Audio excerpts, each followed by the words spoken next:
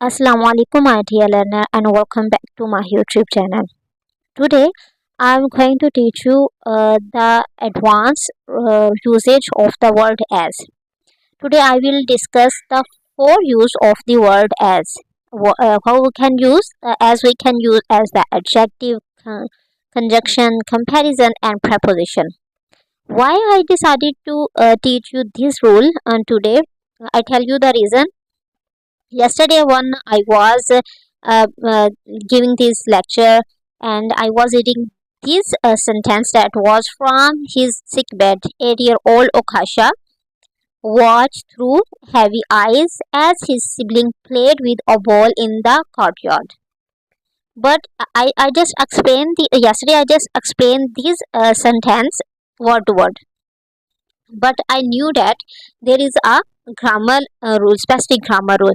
But yesterday I decided to tell you another grammar rule that was about the conjunction. There was a advanced structure that was to.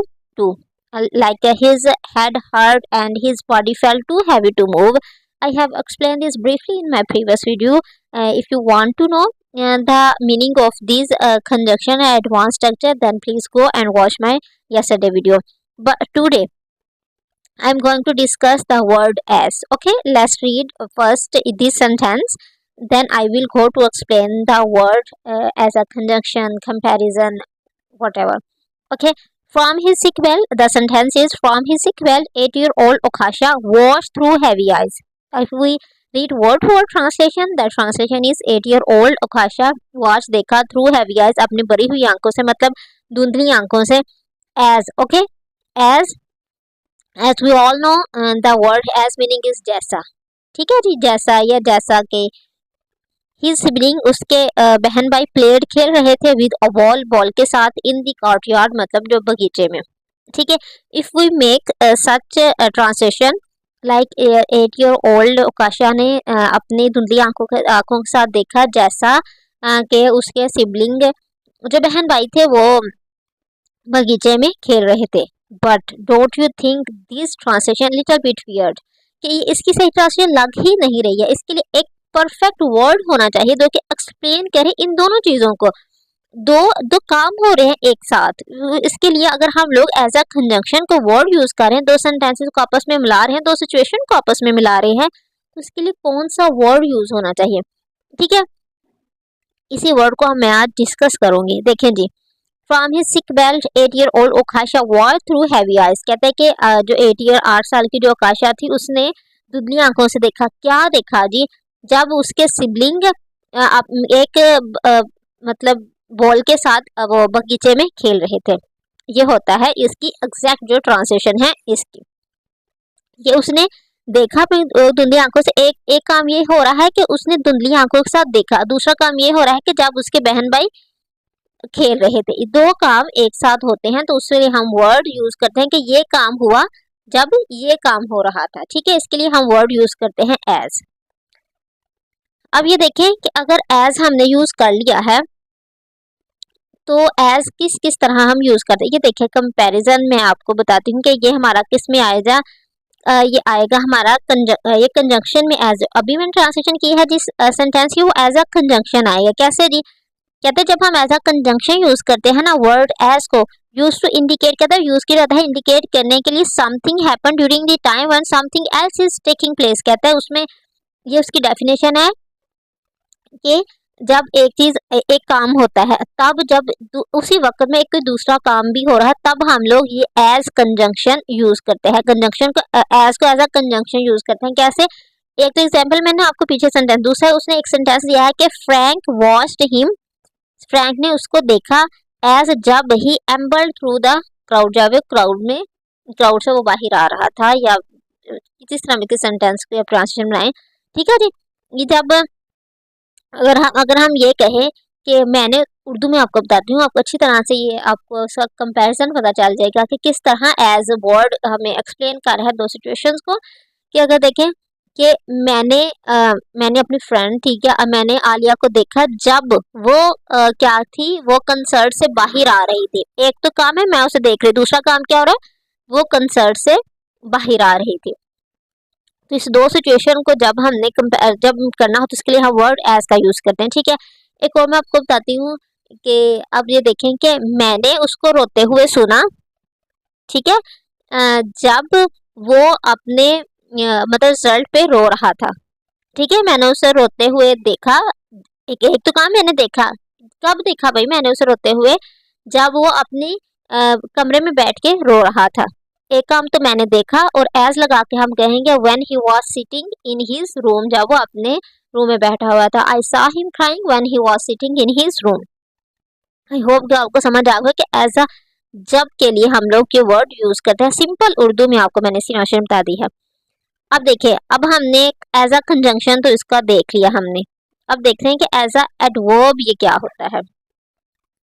ये देखें जी कि comparison to refer to the extent and the degree of something, कहते हैं इसमें भी हम लोग ऐसा कंपैरिजन इसको यूज करते हैं, लेकिन इसमें एक डिग्री होती है कि किसी से कंपैरिजन होता है, ठीक है।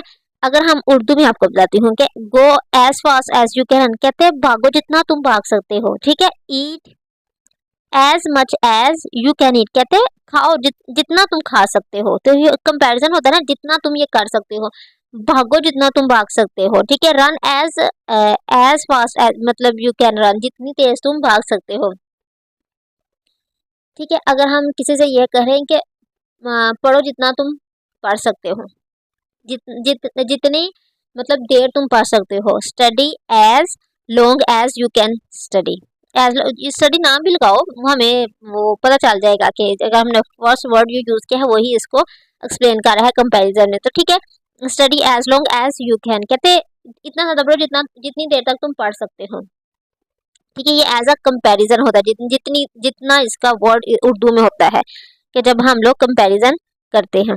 आगे अब हमारा क्या काम है जी, अब हमने क्या करना है, इसको देखना है और इसे किस तरह हम लोग यूज कर सकते हैं। ये देखें, use to indicate by comparison the way that something happen और इज डन, कहते हैं ये एक तीसरा जो यूज है वो तब करते हैं कि एक चीज जो है वो हम कहते हैं कि इस तरह होनी चाहिए, जो हमारी विश होती है, जो हमारे ख्यालात होती है कि इसी तरीके से हो, ठीक है। इसकी एग्जांपल से आपको मैं समझाती हूँ कि they can do as they wish, कहते हैं कि वो कर सकते हैं ये सब कुछ जिस तरह वो चाहते हैं, ठीक है। They can go anywhere as they want, जिस तरह वो चाहते हैं उस तरह कहीं भी जा सकते हैं, ठीक है।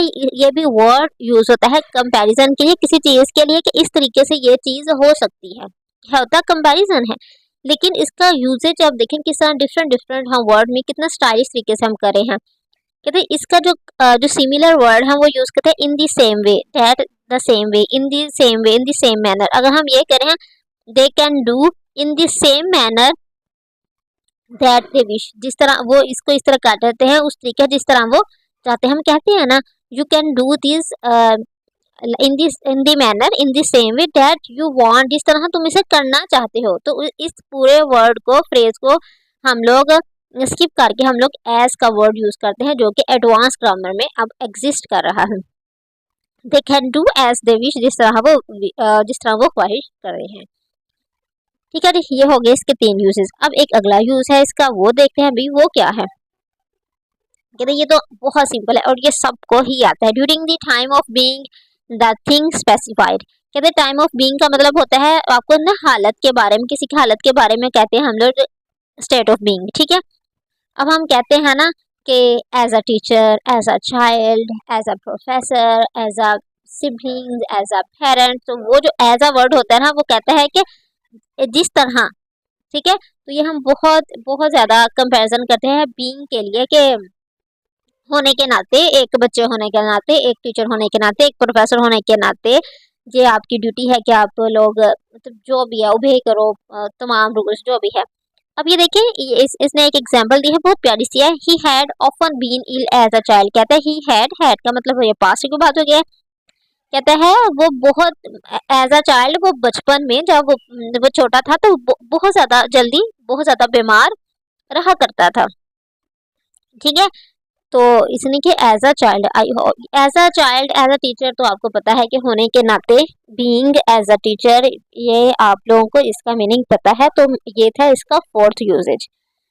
आई होप कि आपको आपके लिए बहुत बेनिफिशियल ये रही होगी आपकी क्लास के किस तरह अगर इस तरह लिखा आया हो एज डिफरेंट वर्ड्स में डिफरेंट सेंटेंसेस में तो आप उसको कंपैरिजन कर सको कि इसका एग्जैक्ट मीनिंग यहाँ क्या है। ठीक है जी। If you like my video please like and subscribe my channel. Thank you for watching.